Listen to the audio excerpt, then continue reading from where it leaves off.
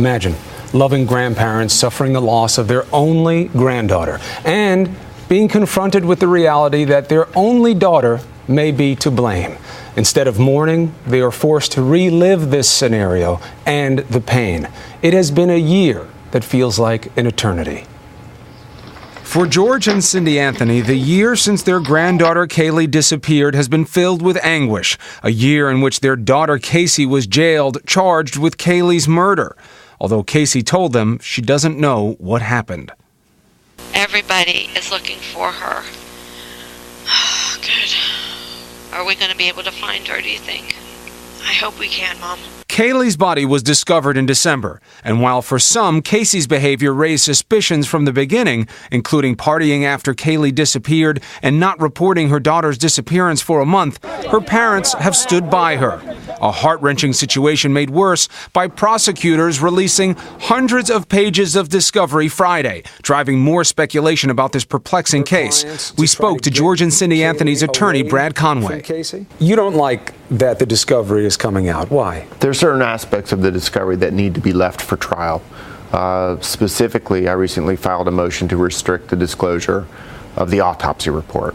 The reason we did that is my clients asked me to do it out of respect for their granddaughter, as well as the fact that they don't want to listen to the constant speculation for the next year about what is and what is not contained in that report. One of the things that's coming out of this is a blogger. He says that Cindy Anthony said to him at some point, Casey probably did something to Kaylee. What do you say? Untrue. There were some exchanges between Sean Krause and Cindy Anthony. There were also emails that were hacked into and purported to be Cindy's.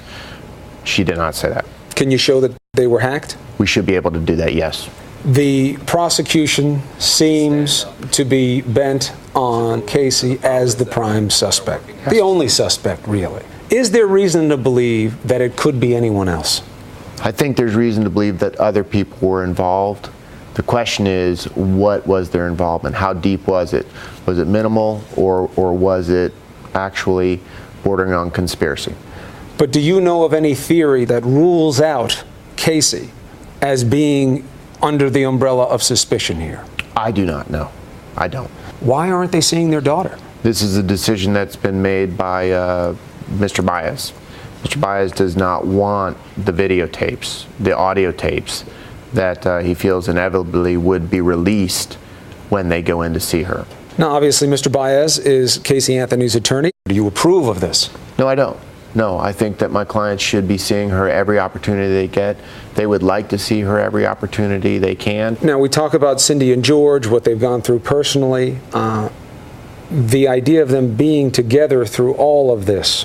Are they stronger now than they were a year ago? They are stronger now. Part of it is the faith. Their church has been very supportive, but they only have each other.